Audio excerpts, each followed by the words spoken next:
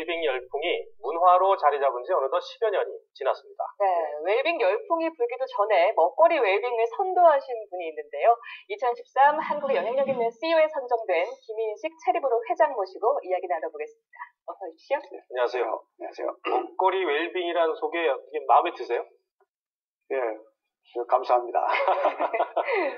또 선도한다고까지 말씀해 주시니까 예. 과분한 칭찬으로 제가 받아드리겠습니다. 이 먹거리 웰빙하고요, 체리브로하고 어떤 관계가 있습니까? 체리브로가 하고 있는 게 이제 닭고기 생산을 하고 있거든요. 예. 이 닭고기가 위생적이고 신선한 닭고기는 곧 그대로 웰빙입니다. 예, 닭고기 자체가 웰빙 식품으로 되어 있지만 특히 그 근원을 알 수 있도록까지 네. 만들게 한다면 그건 닭고기로서 웰빙이라고 얘기할 수가 있겠죠. 체리브로 하고 있는 닭고기 사업은 근원부터 최종 제품인 식탁에 앞에 갈 때까지를 책임지고 전 공정을 한 회사가 하고 있기 때문에 이걸 우리가 이제 체리브로 하고 있는 것을 웰빙 닭고기 생산이라고 얘기할 수 있겠습니다. 네. 근데 이 체리브로라는 이름이 굉장히 독특해요. 별로 들어보지 못한 독특한 이름인데 닭고기라는 이미지하고는 조금 좀 멀어 보이는데 어떤 뜻인지 궁금합니다. 네. 체리라 한다고 하면 아시겠죠. 이제 네. 빨갛다, 핑크빛의 달콤한 과일이라고 할 수 있죠. 그래서 케이크 위에다 제일 먼저 빨갛게 올라가 있기도 하고, 마틴이라는 이제 칵테일에도 들어있기도 하고, 그래서 먹고 싶고, 제일 먼저 왜 먹고 싶을 정도 맛있게 보이는 과일이라고 할 수 있는데요. 닭고기가 이와 같았으면 좋겠다는 뜻으로 체리하고, 브로는 브로일러라 해가지고 육개용 닭을 말할 때 브로일러라 합성어로 만들었을 때 그 뜻이 이제 맛있게 먹고 싶은 닭고기를 만들고 싶다 이런 뜻을 가지고 만든 이름입니다. 그 이름 만든 게 이제 한 22년 돼서요. 이제 충북 진천에서 살고 있습니다. 저 개인적인 얘기긴 합니다만 제가 맥주 한잔 할 때 가장 즐겨 먹는 음료가 치킨이거든요. 저도 그렇죠. 뭐 대부분의 국민들이 그러지 않을까 싶은데 이 원조, 업계 최초 이런 수식어들을 갖는다는 게 영광 아닙니까? 그렇습니다. 체리브로도 그런 게 있죠. 네, 저희가 남다르게 먼저 해왔던 일들이 좀 많이 있습니다. 우선 이제 가장 대표적으로 알려져 있는 게 처갓집 양념 치킨 들어보셨겠지만 오래됐죠. 우리나라 최초의 1세대 양념 치킨 프랜차이즈가 멕시칸 페리카나 처갓집 그렇습니다. 1세대 프랜차이즈를 제가 가지고 있고요. 또 이제 저희가 하고 있는 것이 이제 미군 캠프에 닭고기를 저희가 이제 국내 최초로 공급을 하고 있습니다.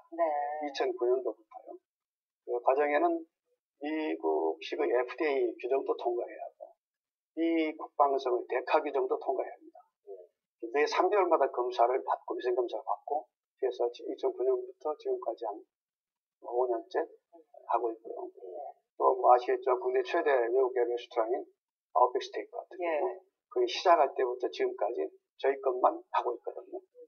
또 이런 것도 그렇고, 또 제가 하고 있는 것 중에서 재밌는 것은 제주도 토종닭 같은 경우, 제주도 닭고기가 국내 대형 마트에 들어올 수 있도록 되는 것은 저희가 지금 하고 있죠. 제주도에서 병아리, 부화, 종개부터 사육, 도개, 가공까지 포장까지 해가지고 육지로 올라오고 있습니다. 그래서 이와 같은 거. 그리고 뭐 또 말씀드린다면 등급제라든지 햇섭이라고 해서 위생기준 이런 건 저희 회사가 최초로 먼저 하고 매뉴얼도 만들고 그래가지고 이제 전 도배장으로 파급시켰다고 얘기할 수 있겠습니다. 그래서 처음 하고 그런 게 좀 몇 가지가 뿌듯하시겠어요. 이 등급제를 가장 먼저 도입했다고 하셨는데 도입 당시에 그 동종 업계의 반대가 만만치가 않았을 것 같아요. 그렇습니다. 어떻게 이런 결심하셨어요? 등급제라는 게 닭고기도 등급이 돼야지 또 판별도 되고 소비자로부터 인정받을 수 있겠다는 생각을 가지고 등급제에 대해서 등급 판정서 당시는 거기와 함께 이제 같이 진행을 했었죠. 업계에서 볼 때는 등급 판정 안 된 것은 닭고기 아니냐 해가지고 반대하기도 하고요. 또 자기가 가지고 있는 브랜드의 좀 파워가 있는 업체 경우는 너도 나도 1등급이냐 똑같은 거냐 해서 반대하고 있습니다. 그러나 이것은 국민한테 닭고기가 어느 수준 이상 된다는 것을 알려주기 위해서는 등급제가 필요하다 해가지고 제가 추진했었는데 중간에 이제 좀 어려운 과정도 있었죠.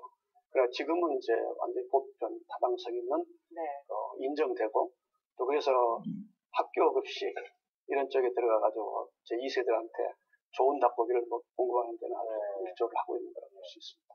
김 회장님 이제 사업을 하시면서 승승장구만 하실 일은 없고 위기가 있으셨는데 어느 순간 어떤 경우로 이렇게 위기가 왔습니까? 저 사업 시작한 지 그러니까 한 12년째 되던 2003년도가 우리나라 최초로 조류독감 그때 당시는 지금은 이제 AI 조류 인플루엔자 이렇게 이제 말하고 있습니다만 그게 우리나라 최초가 2003년 12월입니다. 그때 그 가까운 곳에 제1차 나왔던 중국 음성에 저희는 월간 100만 마리 생산하는 부화장이 있었고요. 두 번째 왔던 천안에는 150만 마리 생산하는 부화장인데 하필이면 둘이 3km 반경 내에 들어가지고 몽땅 다 이제 매몰했습니다. 다 매몰했죠.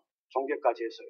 그래서 그 피해가 상당히 컸고 더군다나 더 나쁜 것은 충청북도에 있는 6대 결합체 닭고기 여기 AI 있는 곳에서 왔다더라 이러니까 판매가 안 되고 그래서 상당히 어려움에 처했었죠. 그렇겠네요. 결국 그게 이제 한 2달 제대 때 할 수 없어서 이제 화의를 신청하게 됐습니다. 판매도 되지도 않고 그래서 그 화의로 들어가가지고 2개월 지나서 저희가 이제 화의 인가를 받고 1년 9개월 만에 이제 해지를 받았었죠. 그래서 그때 한번 가장 어려운 고비를 넘겼다고 할 수 있겠습니다. 닭 관련 사업하는데 조류독감이 왔으니 그러니까요. 그리고 국내에서 또 다른 업체 말고 저희만 가장 크게 피해를 봤죠. 저희 사업장에서는 제일 큰 게 이제 사료와 부화장 그리고 도개장 이 세 가지가 주 이제 거점인데 도개장 2개가 다 몽땅 파먹게 돼버렸으니까. 어떻게 극복하셨어요? 그 이제 화의가 가기 전에 이제 사실을 모두 다 이야기를 했습니다. 이런 상황이 지속된다 하면 체리브로는 부도날 수밖에 없다. 농가들 모시고 이야기를 했고요. 또 하던 날도 제가 또 이야기를 했습니다. 직원들한테 이야기를 하고 오늘부터 회사는 부도날 수밖에 없다. 화의다. 그리고 계약되어 있는 모든 사람 다 불러서 이야기를 했습니다. 참으로 다행인 것은 그렇게 했는데도 불구하고 한 사람도 빠지지 않고 그래서 제가 요구를 하기로 했죠. 현재 열심히 일해 주신다 하면 우리 해결할 수 있다. 그랬더니 다들 한 번도 빠지지 않고 다 해주시더라고요. 그리고 농가들도 도와주셨고요. 이제 농가 중에서 걱정을 해가지고 자기들 사육비를 못 받게 되면 어떻게 하나 걱정하신 분들이 있었는데 저분들이 스스로들 서로 해가지고 이야기했었죠. 아유 참 위기 극복을 정말 잘하셨네요. 알겠습니다. 오늘 체리브로 회장 김인식 회장님 모시고 말씀 잘 들었습니다. 오늘 출연해 주셔서 고맙습니다. 네, 감사합니다.